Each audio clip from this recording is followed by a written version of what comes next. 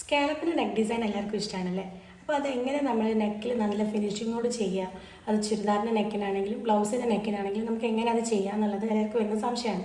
അപ്പോൾ നമ്മളത് stitch ചെയ്തിട്ടാണോ scallop work കൊടുക്കുന്നത്, ബ്ലൗസും ചുരിദാറൊക്കെ ഫിനിഷ് ചെയ്തിട്ടാണോ നമ്മൾ കൊടുക്കുന്നതെന്നൊക്കെ നമ്മളടുത്ത് വർക്കിന് റെഫറൻസ് തരുമ്പോൾ കസ്റ്റമർ ചോദിക്കാറുണ്ട്.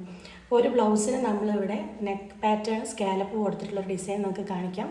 അതെങ്ങനെയൊക്കെയാണ് ചെയ്തത്, അതെങ്ങനെയൊക്കെയാണ് കട്ട് ചെയ്തെടുത്തതെന്നുള്ളത് നിങ്ങൾക്ക് കാണിച്ചു തരാം.